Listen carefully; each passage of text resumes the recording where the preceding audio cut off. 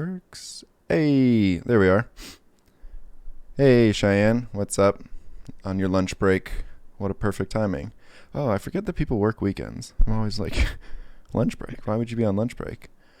What's up, Olaf? We've already been How's it chatting a going, little man? bit. Oh yeah. Dinosaur82, hey, what's up? Oh, yeah, you won't be able to see chat, so I'll read it out for you when It's people all good. have Distract me. questions. Yeah. um, But yeah, this is our first interview, and you are the first special guest. No pressure Oh man. for Yeah, anything so like much that. pressure. I gotta kick this off with a bang. um, but I think the first thing that makes sense to kind of go over is there were a couple people that were wondering, um, how did we get introduced? And like kind of a more general question was like, how do you network with people just that like you admire or are like on the internet that you are like followers of or like their work, kind of that sort of thing. Well, I think we met through was it me doing the American Machines project Mm-hmm. with Booth is kind of how our paths crossed. I can't remember who followed who first and who Mm-hmm. commented on what first, but that was I think where conversations started. Yeah, And then we just started talking back and forth. I wonder if I could look back in like Instagram. I don't know how far the I history goes think it back because this is goes where like pretty we far. I think we started talking on Instagram, may have been Twitter, but I haven't been really active on Twitter in quite some time. Um, but I think when it comes to networking and getting to know people and starting to get into the circles of people that you want to be involved with in terms of artistry, mentorship, and all of that, a friend of mine once had this saying.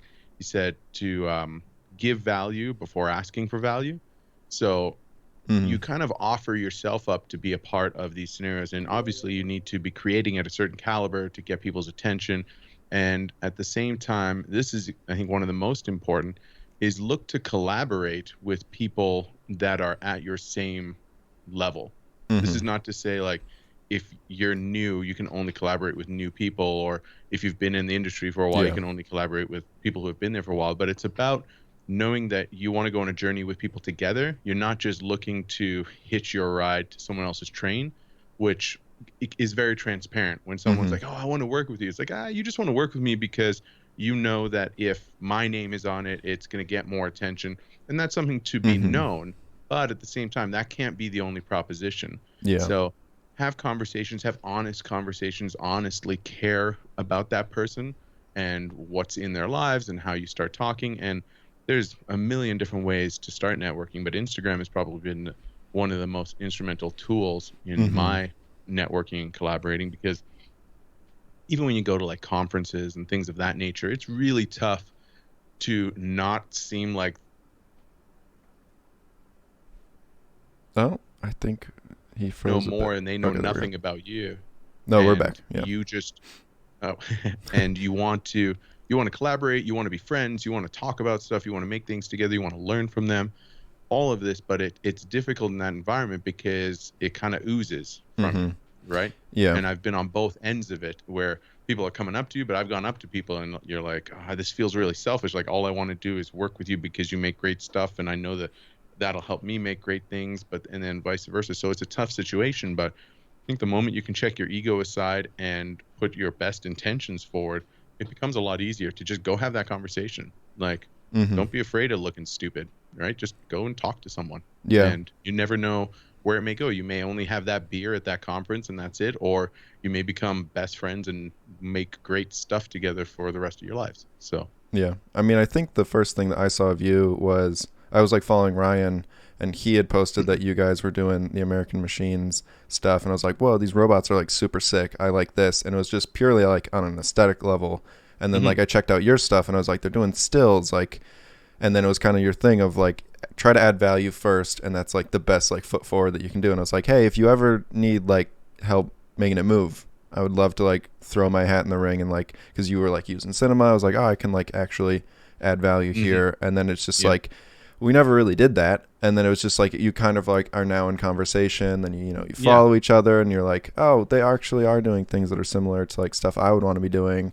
And then you just like have to kind of keep up. But I feel like a lot of people kind of either go like super heavy handed with like, hey, check out my stuff, and like check out this thing. It's like a lot on the other person's side to be like doing Hmm. stuff right away. Whereas if you kind of try to, yeah, approach it with that like add value sort of mentality, you can get a lot farther because everyone loves to like get offered something and then like have the choice of like accepting or declining, and you're already in like in their like good spot, I feel like is the way to think of it.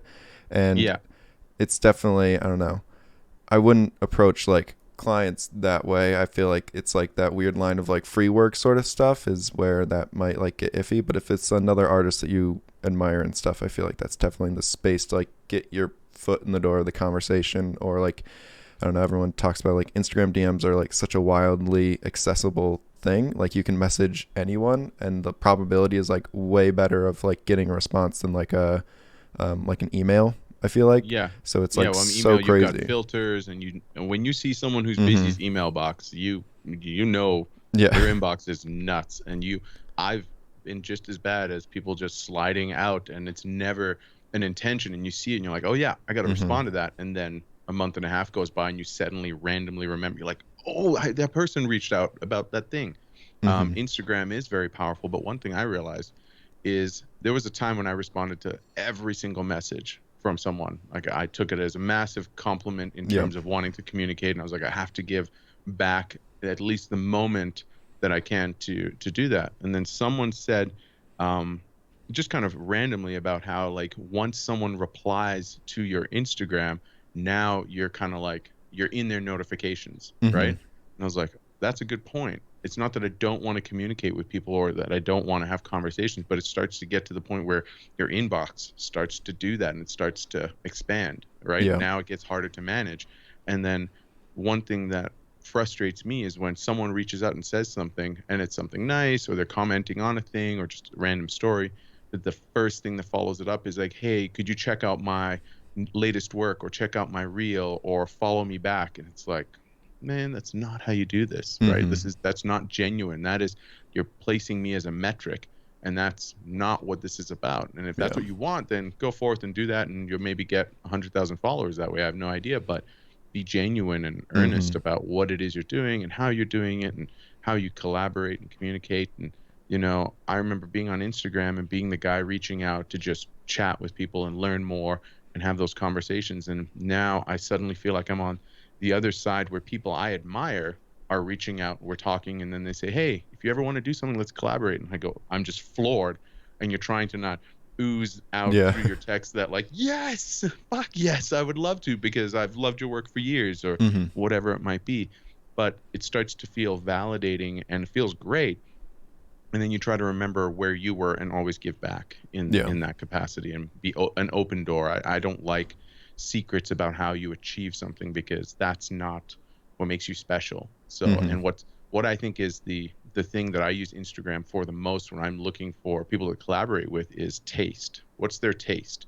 And your feed may be filled with all sorts of things. It could be photos, it could be renders, it could be animations, but I can get a very good scope of what your taste is like just by going through that. What you curate, what do you put in there? What do you choose to put in there? Is it every odd thing's a render and then the rest is like what you ate for lunch? Well, okay, maybe your priorities are different than mine.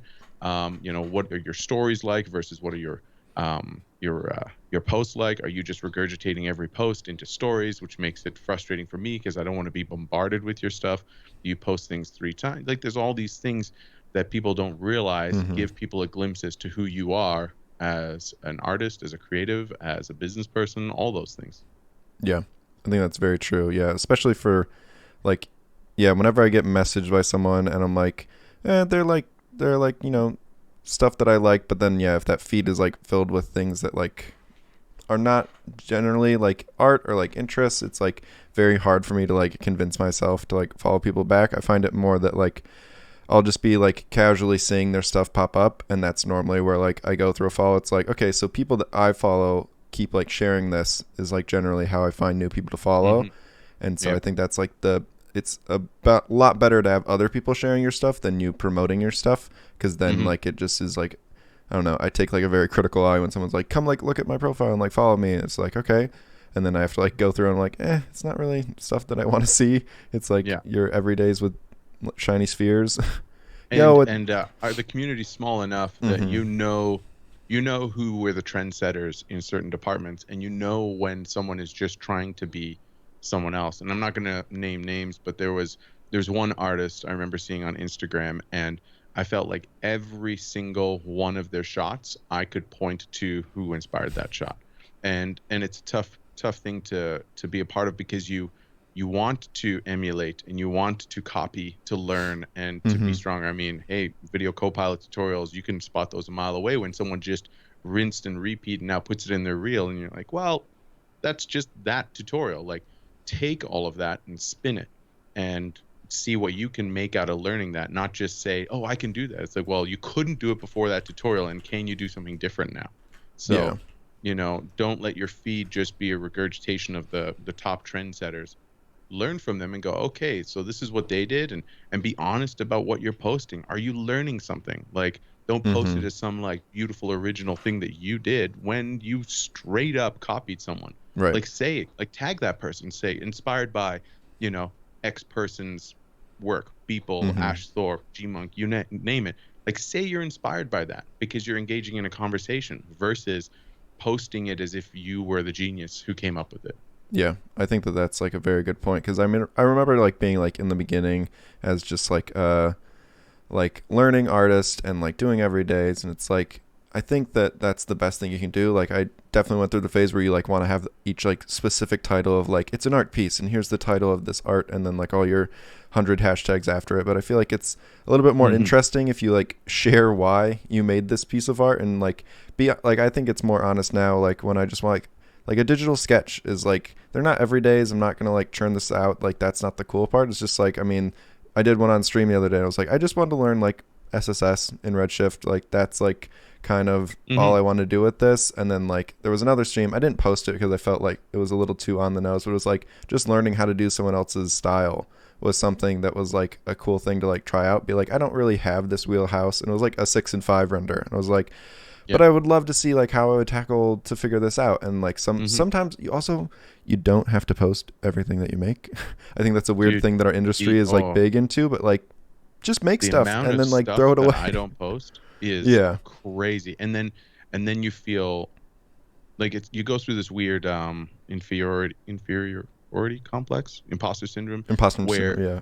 you'll see someone post like everything, and then you go, well, I know how to do that, and it takes like 3 minutes, and okay, that was probably an hour max, and oh, that's just the X particles doing this, and I could post the shit out of a lot of that stuff, but I don't, because I feel like my Instagram feed is kind of like my permanence. It's like I put stuff there that I feel like I want someone to be able to scroll through and be like, that was important. Mm-hmm. I don't just post like random stuff, right? Yeah. I have before, but I try very much to be like, there's an intention behind this, whether it's R&D for a project or general learning or experimentation or inspiration, whatever it might be. I try to make it with intention. Stories I treat more of as a, let's have some fun. It can be anything from like me being on my motorcycle to out for lunch to making random renders or getting into a more detailed explanation of things and like how the process went down, because I think that's kind of where it's more engaging. And Instagram lets that still be chronological, which I think is important. And I Mm-hmm. wish my feed was chronological, because it's also why I've started following less people, because I follow that person. Now they overtake my feed. Yeah. And people that I'm also inspired by and what was following before, now they get lost in the mix and I forget that I'm even following them. And then I have to Mm-hmm. wait till a story shows up and I go, oh, yeah. And then Yeah. you go see some of the work that you haven't seen and you're like, how have I not liked all of this? Like, look Mm-hmm. at all this stuff. So I think they're breaking things in that regard. But I Yeah. kind of went on a tangent there. But And then we got some chat from Tokyo Megaplex, which is a crazy what's up, Houdini Tokyo? guy, Chris, and he just said that like yeah, it's weird that there's some level of creator where you don't realize how many people will recognize you ripping off like a tutorial, and then he saw it like in a classmate and stuff, and he's like some people just like aren't as in tune with the community that like don't know that they are like even like coming close to someone's like bread and butter, very recognizable thing, and they just followed a Hmm. tutorial and they like don't realize how big that is. But then like Yeah. um Cowboy Jr., my sister Cheyenne, she was like, and people don't realize if you tag someone, like, there's a good chance they'll share it and like get free publicity for you. So it's like, I feel like people shy away from sharing their like inspiration or the resources that they've got it from. But it's like, you could also just tag them and like eliminate all this weird haze around like the stuff you made. Yeah, it just lets you be honest about the process. And then like anytime I've been tagged and someone's like, hey, I was inspired by, this piece that Olaf did, and I'm floored and flattered that someone went farther with an idea or explored it differently, or maybe even did the exact same thing. It doesn't Mm-hmm. matter, but there's an honesty behind that. And then Yeah. what that does is allows you to be honest to yourself about what you can actually do. Like one of my big kind of turning points in my life right now is what can I offer as an artist as agencies across the world, because I'm in Calgary, so I'm very Mm-hmm. landlocked compared to, say New York. Everyone thinks I'm from New York because of the American Machines project. But because I'm not there before COVID, remote work was very tough to do. It was almost always like you needed to be close by or in the studio, big, especially the bigger houses. So I was never able to offer any talents to Mm-hmm. that. Now that's kind of opened the doors, and I'm in a different conundrum where I go like, what do I actually tangibly, reliably have to offer that they don't already have? Because like, if I look at Man versus Machine, I don't know how I add value to Man versus Machine. Like what do I bring that you guys don't already have Mm-hmm. incredible access to?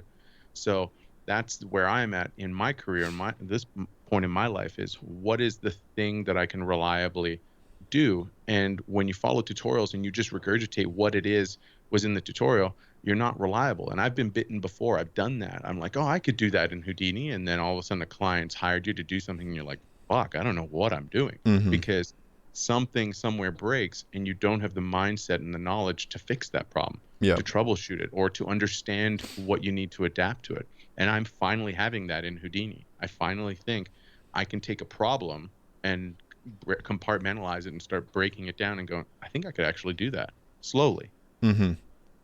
Yeah, I think that's a big thing is that, yeah, when you just follow tutorials or something, there's like, and then you post it and like publish it as like something that you can do, and then like you get caught in that. I've seen a couple people that like I've been on a team and someone gets brought in and they're like, so you did this and we'd like to do that on this project, and then there's like, yeah, well, you see, and it's just like all these like either they're like very directed, like, oh no, that's like not like my wheelhouse, or I've seen a lot of people like just kind of like try to fudge through it, and then just like it just hurts everything on the project, and you're just like, well, Yeah. would have loved if you just said that like I don't do this stuff.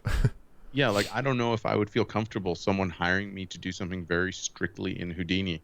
Yet I'm very close to being comfortable there, but I haven't really had Houdini be just a part of my full wheelhouse. It's always like, Mm-hmm. okay, I need this thing. Okay, I'm gonna go over here, Yeah. fuck around, try to get where it is slowly, and then bring it over to C4D. And now I'm finally getting to the space where I think I can control an entire project in some capacity and give it to someone reliably and have them not look at it and go like, does this guy even know that this node should be here and you should be using this one because of Mm-hmm. this? And how's he got it organized and what's he outputting? And so that kind of stuff. And it feels good to have it kind of click. I remember being Yeah. told this with music and like playing the guitar.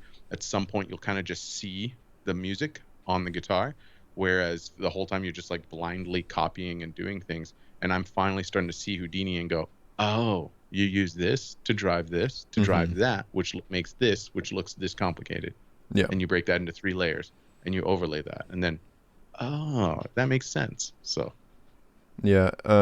Tokyo's talking about how Instagram in general is just kind of boring to browse people's work he's feeling, and it's like 95 uninspired stuff a lot of the time, but it's just good because like everyone is always on there. I do feel like it's kind of for artists, it's like your second portfolio, which is a weird thing that has just kind of happened. Like I feel like Twitter doesn't really have it because it's like not mixed in, like your like stuff is mixed in with like some opinion or like oh, it's retweeting just a other mess people's on Twitter. stuff. Yeah, but like an art station is like great, but also like very removed from like something I check every day.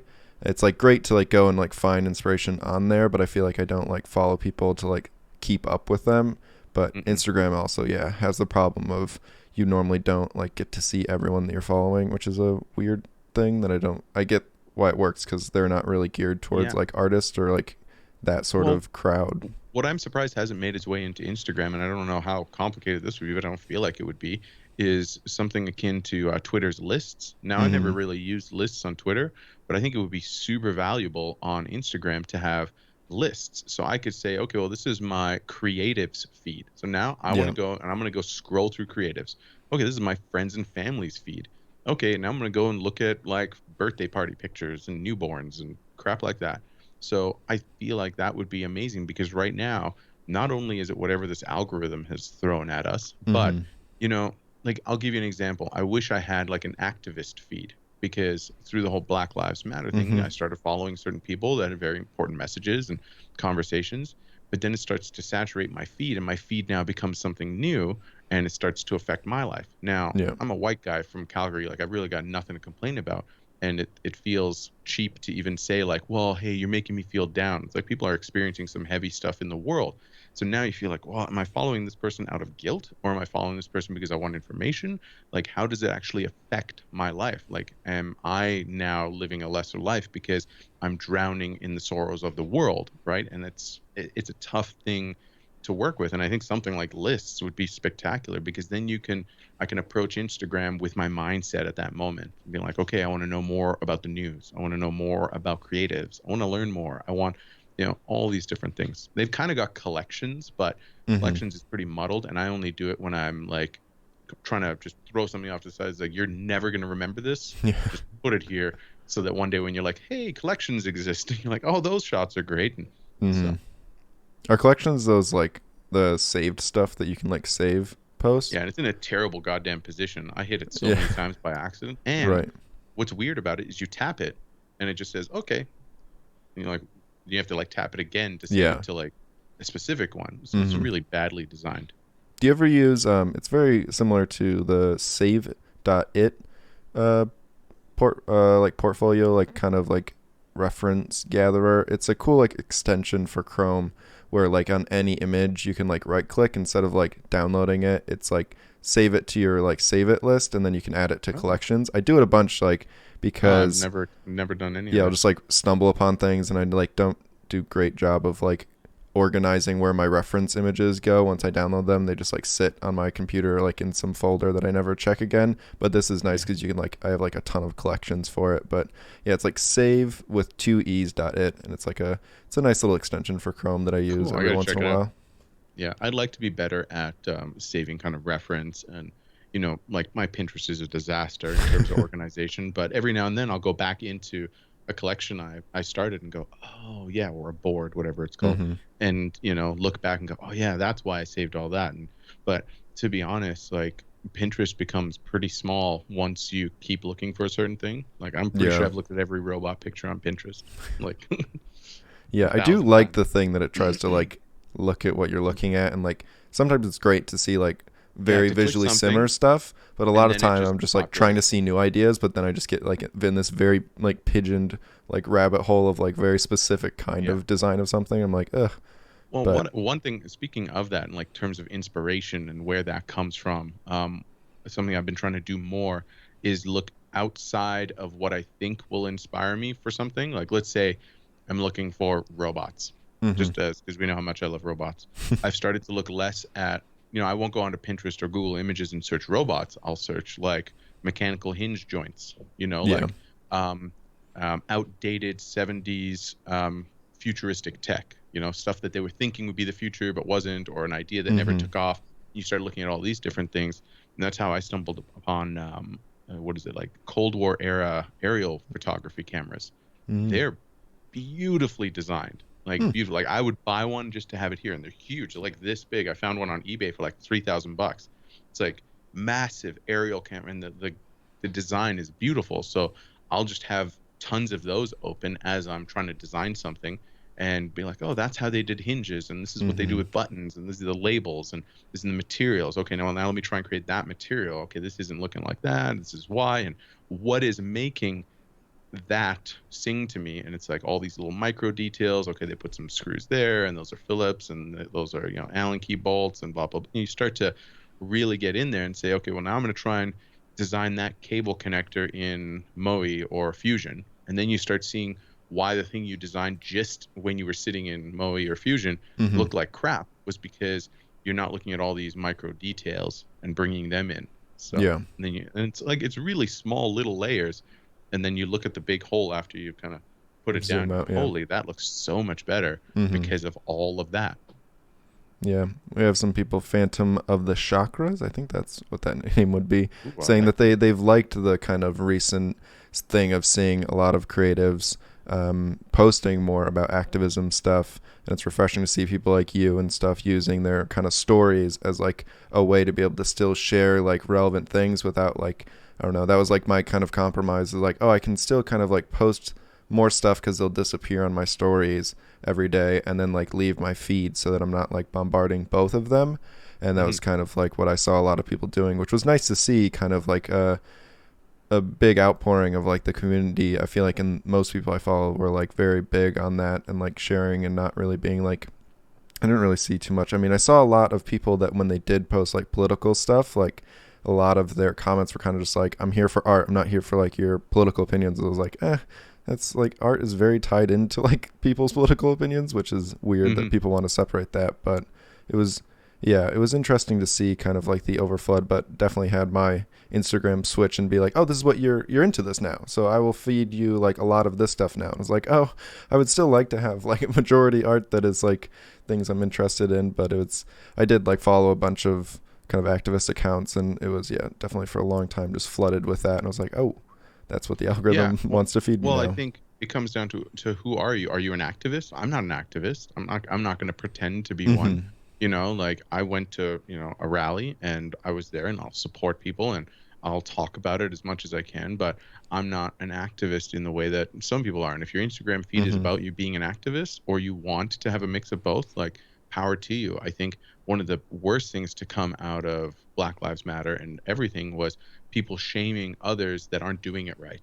Oh, you aren't doing it right. You aren't being an activist on Instagram right. Or you're not like no one's going to do it right, but do something, Mm-hmm. right? Do something like even the top dogs, I don't think are doing it right in some capacity because, they'll be touting their book and you're like, Yeah. "Oh, so now I kind of see like there is an agenda here as much as hey, you're doing a lot of great stuff, but there is an agenda to some of this and for someone to shout louder but not be authentic about it, like I care and I care a lot, but I have to think of my family and my livelihood and my mentality and my mental well-being, and how far down that do you go? Like what would that, like, do I just push my computer aside and now become an activist for what, climate change, whatever it might be, or do I at least now be more vocal about it, understanding, educating myself and learning as much as I can Mm-hmm. to push that, right? So I think that that's what's important. And to those that stay silent about it, it can be for 1,000 different reasons. They could be tired of it. It could be too personal for them. It could be all sorts of things. And I think the worst thing to do is judge anyone Right. for that, whether they're silent or loud about it. I think Mm-hmm. anyone doing the best they can, I think, is important, and that of everything, we just know that this isn't going to be fixed tomorrow. It's not going to be fixed by the end of the year. Won't be fixed with a new president, the same president. It's going to take a long time. And I know I've learned an incredible amount about what I was very ignorant to before. And I feel better at going, okay, I need to learn more about that. Oh, this is more of a problem than I thought it was. And yeah. And then also when you get around other people that maybe even had your opinion before. I remember being an all lives matter person. This was like when it first started. It was like, whoa, whoa, whoa, whoa. Like all lives matter. Because you actually think like that's a good thing. Like you're saying, hey, Mm-hmm. I respect all lives. It's like, yes, and you do, and that's great. But this is important right now because these lives aren't being respected. Yeah.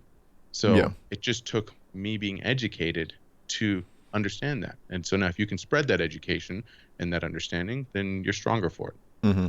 Yeah, I definitely think that the whole thing of there's like definitely a point like Tokyo saying it's like I don't want to flood my IG with political stuff, but I also like I think silence is bad too if you are feeling like moved to like talk about it, and it's like, yeah, you kind of like have to like read it and like look at the room and be like, is this like important to people, that like people see that I support this, like Hmm.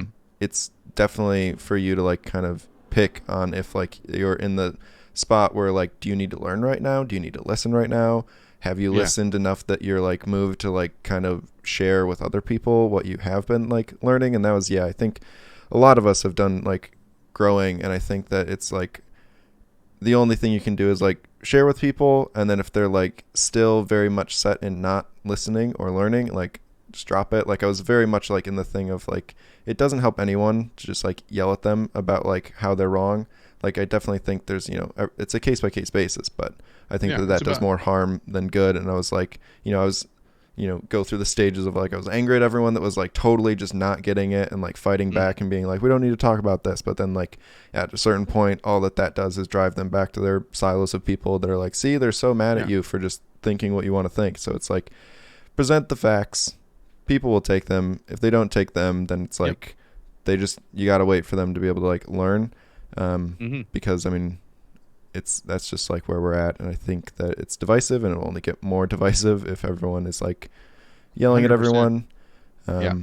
But Like we have problems in Canada too, specifically mhm, with like the indigenous population and the government and how they treat people. And whenever I get into the debate and someone will very much pick a side, and I try very much to not pick sides, not because I think anyone's right or wrong. It's that my argument is usually that both sides, more specifically in that case in Canada, I think it's like both sides just aren't truly listening to each other mhm, about what what makes this difficult, because it's a difficult situation, period, right?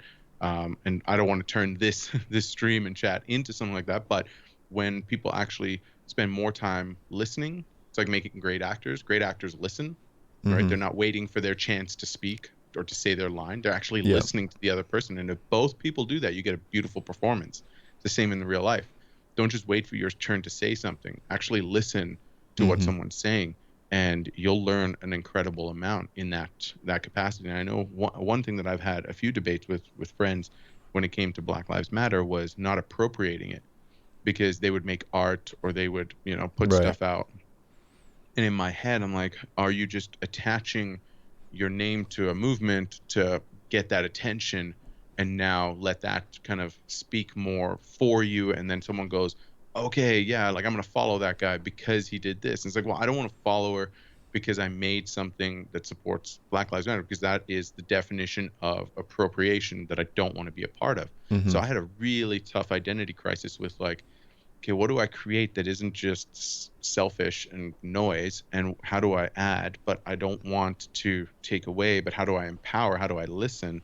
It was a really tough scenario. So, I would talk to black mentors, white mentors, like everyone I could, to find like, how do I do this right? And the best thing I heard was like, don't worry so much about doing it right. Just do something, because if you worry about doing it right and doing it perfect, you'll never do it. And someone will be upset somewhere about yep, something about how you did it. But if you're trying to move forward and do something good, then that's better. And that's kind of how I made peace with that, because I had friends making things and I was like, dude, that's, you're just jumping onto it. Like, don't do that. Right. Because mhm, let, this isn't about you.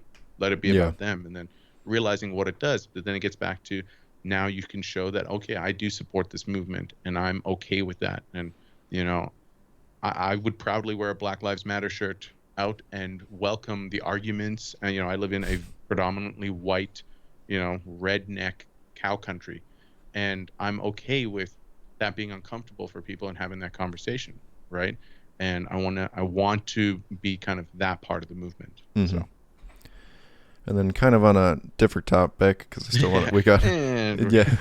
But it's nice that we can kind of just like, this is more the idea of what I had for these, of just like yeah, yeah, hopefully things will spur other things and it'll be interesting for absolutely. people. But this is kind of an interesting question that I saw that will hopefully have like a broad answer. But someone said, what do you see as your Everest to tackle, like creatively? And I'm also curious to hear what your answer is. I mean, I know that you're like moving into directing and liking that stuff, so I'm wondering, is it a feature? Is it beyond a feature? What is your Everest project, if you have one? My Everest project, it's a good question. I would say, if I were to make it so super specific, Mm-hmm. my Everest project is to mentor someone who wins an Academy Award. Oh. That's, yeah, I want to win an Academy Award. I want to do that. I'd like to be one of the best in the world. Who doesn't? I want to be honest with who I will be as a director and be faithful to being me and not trying to copy or be someone else. And that was a long lesson for me to learn.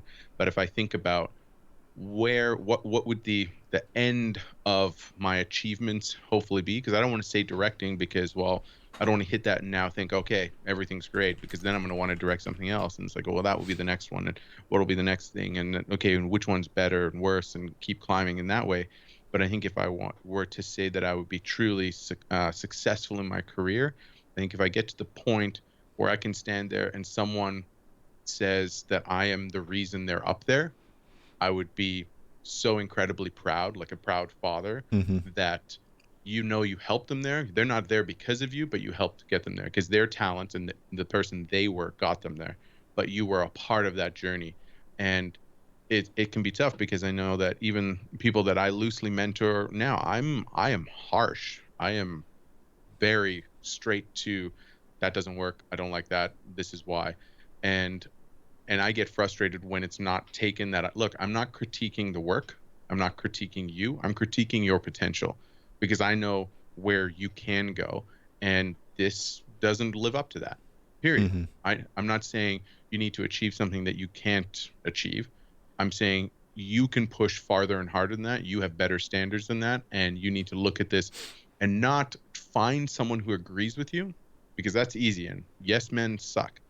Don't find the people who agree with you. Find the people who disagree with you because when they agree with you, you know they mean it. Yeah. Like when I say that looks awesome, you know, I 100% without a doubt think that's a great piece, Mm-hmm. period. Or that what you've worked on and done. But if you share something with me and then I'm like, this, I don't see this. Why is this? And you can kind of hear excuses and things. And I hate things being justified to me that I know are kind of like, oh, well, my intention was this. And be like, nah, that's a motherfucking tangent. You need to get rid of it. Like, Mm-hmm. that doesn't work. It breaks the image. So, period. Yeah, it's tough because you're also trying to be honest with yourself as a person who's giving feedback and saying, why am I giving this feedback? Is it just because I don't like it? No. Yeah. What doesn't actually work? Like, what makes it pleasing? What makes you want to look at it? Right. For example, on this image here, I've got one of my AMGT renders, and I have it there because it's one of the things that I'm the most proud that I've rendered and composited because I look at it and I'm like, I love every aspect of this every time I look at it. And it's like, I got to make sure I hit that with everything I do. It's like, why is that feel the way it does? Is it personal sense of accomplishment? Does someone who has no idea about any of this go, oh, that's pretty dope? Things Mm-hmm. like that. So it's, yeah. Yeah. That's such a like.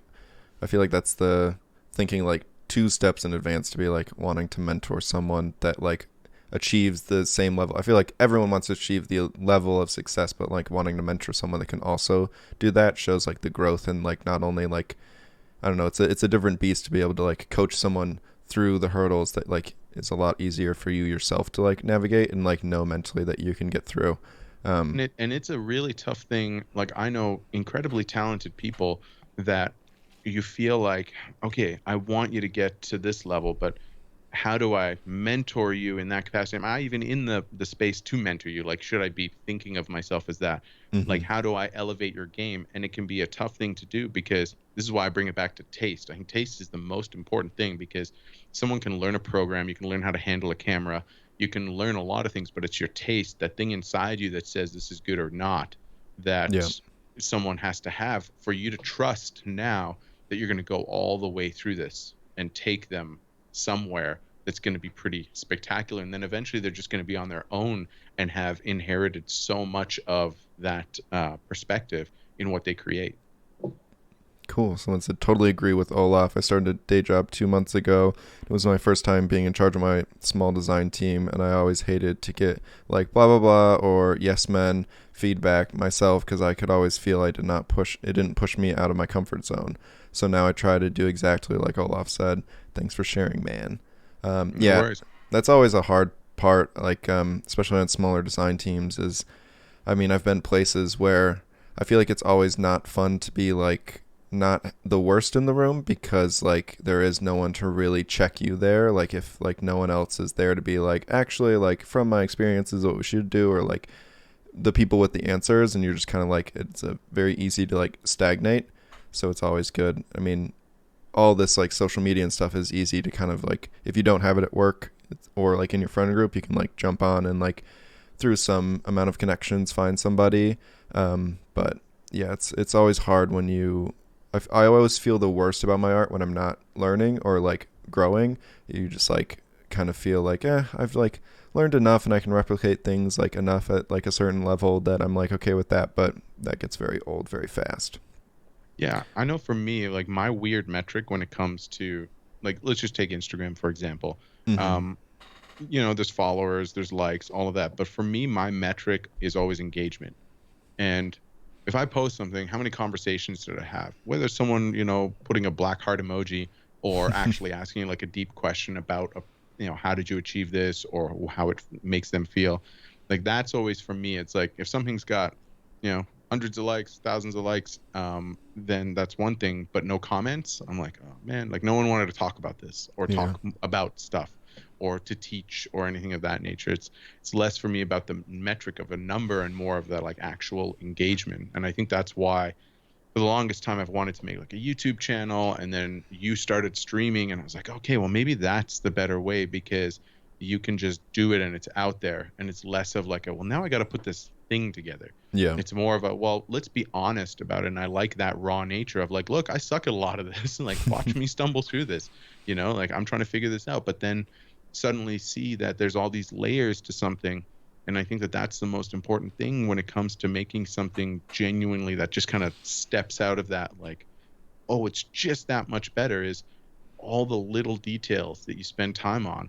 And then they add up to something great. Whereas Right. someone will just focus on like the big thing and they'll render it and they'll be like, look, like, well, why don't you get in there and tweak your shader for another hour or two? And then when it comes to the compositing, like look at photos. Like I have an Instagram collection that I save that are strictly photos that I want to emulate digitally, like with a render, and say like, okay, well, okay, they're doing some shutter drag here, and okay, and like look at the bloom and where the focus Mm-hmm. is, like the focus is off, and it's one of my favorite things about film scanning is like seeing where you screwed up and what art it makes out of that, and go, okay, well, this is what's happening here, and we got a flare here and a scratch here, and okay, like start to add all these little bits, like super little, and have just to segue one more time, having reference, man, has that been important lately.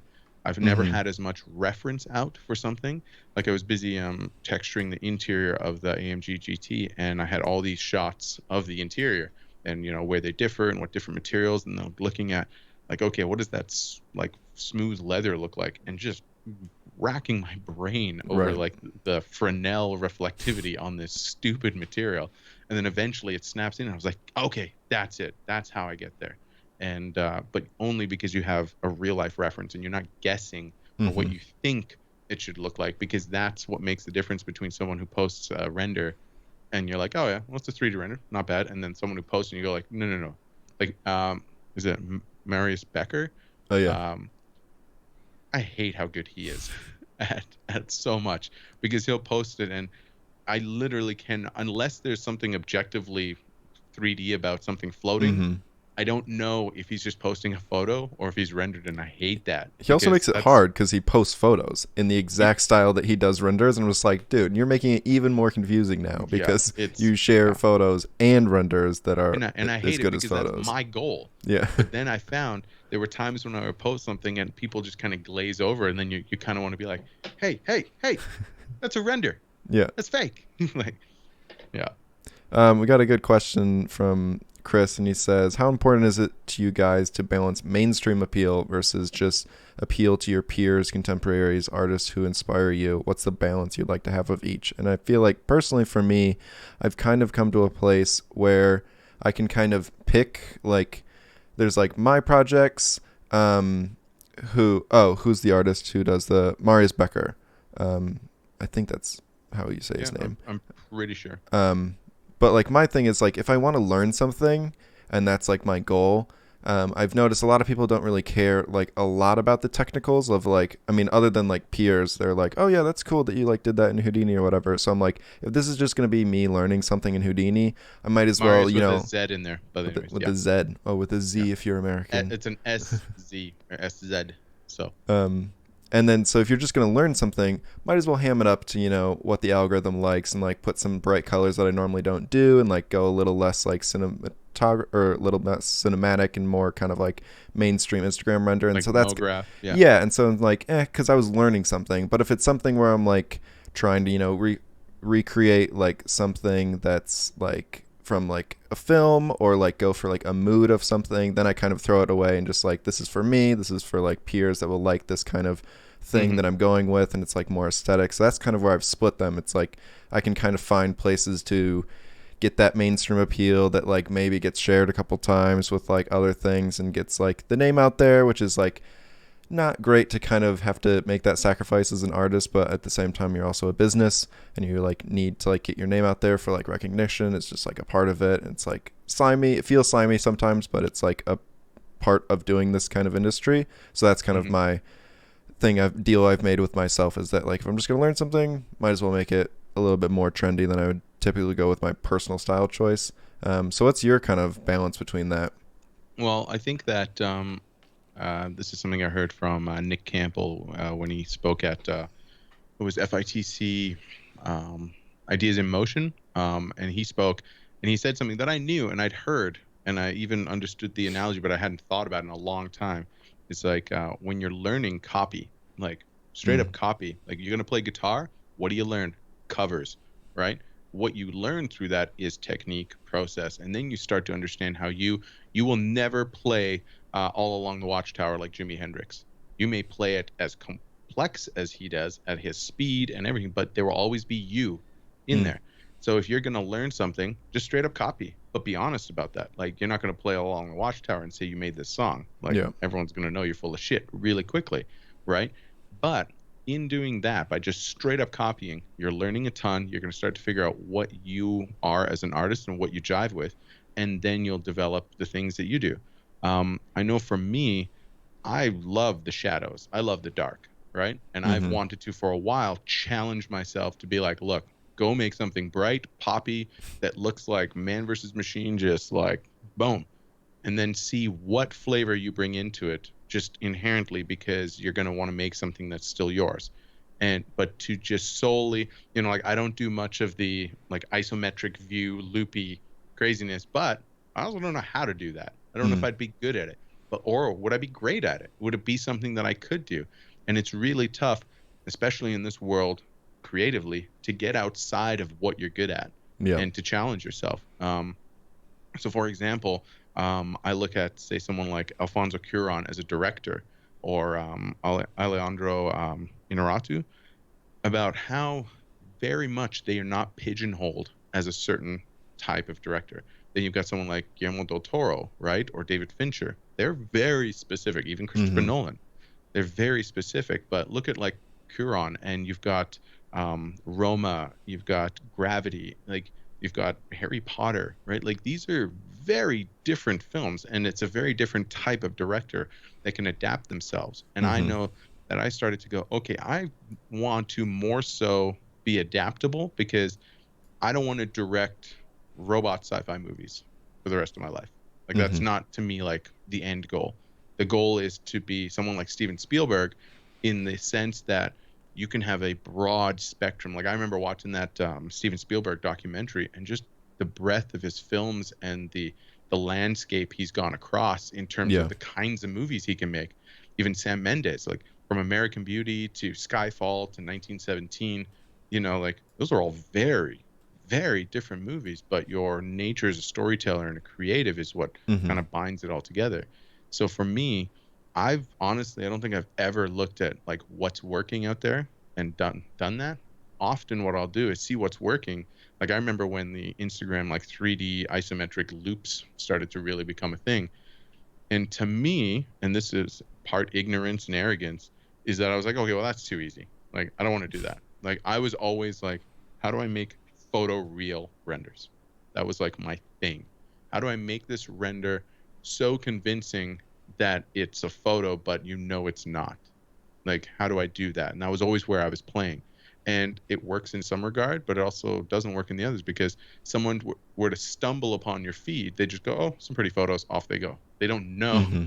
that that is all a render, Right. or that you the amount of work that went into it. Like right now, I'm taking this AMG GT, and I decided I want to make like a spec car spot, inspired by the Pennzoil The Last Viper, and it's intense. And I was like, I want to be able to render that because I don't have the capacity to go shoot it and Mm-hmm. go make it, but I want to add my flavor to it. So I'm using it as inspiration. I'm studying it. How long are the cuts? What are the angles? What does the camera move like? How do I emulate that? What do I need in terms of skills to bring it to life? And I feel like I can check all the boxes. And it's going to be a tough project to pull off, but if I pull it off, it's going to be amazing. And Mm-hmm. then instead of spending time on a bunch of, you know, little renders that go out every day that kind of just add up to a really big sum, which I think is important, I can take this one piece that will be kind of a demo reel of all the things I can do. Yeah. Because right now I look at all the projects I've done in the past, I'm like, ah, that one speaks to kind of this little thing, but I didn't really get to do everything I wanted. And this speaks like kind of to this, but I didn't really get to do whatever I wanted. This one's like, all right, I'm in full control. I know the technical hurdles. I'll be able, by the end of the spectrum of this piece, I'll have an incredible amount to show for it. And Mm-hmm. so it's where I'm pouring my energy besides other obvious projects. So, Yeah. Chris is saying that trying to copy something without a step-by-step tutorial is actually a great supplement of like mm, the inverse of like what a tutorial gives, because you're like having to dig through of oh, like just like dude, make it yourself. I think that's a 100%. huge thing. Yeah. It's an absolutely massive thing because it really invites investigation and you really start to look at what is working and what doesn't. And if people don't do this already, I highly suggest it. Take films into Premiere and look at them frame by frame. Like really, especially if you're studying visual effects, because you're going to be Mm-hmm. working in frames. You are like frame count is kind of the biggest thing. How many frames is that shot? Oh, it's 482. Okay, all right, here we go. Oh, mine's 72 or 36, whatever. I remember studying the Lego Movie, and that's where I learned about on twos. It's Mm. like I didn't know what that was before, and then you start realizing how the visual language of that film was crafted. You start really getting into like, okay, looking at those shaders. Okay, what's going on here? Oh, this is how the camera moves. And you really start to, the moment you start taking a second to look at a still and study it. Same with film emulation. Like I've got digital and film comparisons that I'm probably going to do on one of my next streams. And you can bring it up, and then you really start to just stare at the differences. And then you know what you're trying to do when you go into Nuke and composite it. So, Mm-hmm. because you're like, oh, I got to add that. This is softer. This is where grain falls off. And oh, this is what halation does. Okay, now matching colors isn't as difficult. All right. And so you start to get to that point. And now, I would say, probably the last 4 or 5 months of renders that I've posted, I've dropped into the same Nuke script every time, and it just pipes it all through. And then I make some micro adjustments, boom, done. Because I've spent all that time figuring out what those steps were. And now I've got it to this point where I'm like, yep, that makes the look done. So, and now it's about further tweaking that and going, okay, how can I control that even more and make that more refined? Yeah. Well, we're coming to the close of it. I wanted to keep these at just an hour so that they're not like too long. I guess the other thing is projects that you're working on kind of in stream with this. Anything that you want to mention about them? I mean, do you have any update for the people about your cool Star Wars stuff that you're working on? Or this stuff? I guess I have this shirt, the Yep. Solus. Solus, I don't have any public updates Mm-hmm. just yet. Where I can just tell you that we're working every day at it, and there's some really cool stuff coming down the pipe. But yeah, I mean, we've kind of gone back and forth about how much of the process do we want to share? Do we Right. want it to just be more of a surprise? Do you want to just kind of hit everyone with it at once? How big is it? How small is it? What works? What doesn't? There's a ton to the project that is humbling and learning and cool and amazing. So all I can say is it's in the process of. And So what's your plan for your streams? Because I everyone don't should really go know. follow Olaf. He's been getting more into it, and he did his first Yeah. stream this week. Yeah, I mean, like right now, my goal I think is to just be more open about process ideas. Like I want to say, okay, well, let's hop in a Houdini and let's make something start to finish that I don't even know what it is, but let's see what challenges and what kind of things happen, knowing Mm-hmm. how certain things work. And looking up certain answers, solutions, things of that nature, or hey, I've developed this process or technique that I think works, and let's share and talk through it. And you can see how I came about doing this thing. Or at the same time, like opening up a bunch of film scans and saying, hey, let's look at what the differences are objectively. And instead of me trying to condense it into a 10-minute tutorial that I just straight up don't have time to, let's talk for an hour or two and just literally drag them Mm-hmm. up and look at them and compare and chat. And then that way it does what I still want to do. Because I don't want to be some YouTube guy. I don't. I just don't have the time. Yeah. Straight up. I would love to be at that achievement already, but I'm not going to put in the sweat equity to do it. I just literally don't have the time between my career, my day job, personal projects, client work, family, things that at the house. Like I just don't. Like I got to stop being naive about what it would take to actually Mm-hmm. put in the effort. And I know people well that do it. They do it really well. But I just don't have that time and luxury to do it. And I'm also, I hate being on camera. I hate being like the sole focus. This is fine because it's just the two of us chatting, but to be Mm-hmm. a person like staring at a camera, telling you like what's true and what's not, and this is how you do it. It's like I've just never been Yeah. that confident in my own arrogance about like what I know, because to me, everything I know is already out there. I mean, I've Right. already learned it. So from someone else. Cool. Well, see if anyone has any questions. I haven't seen any that have been going through. Sure.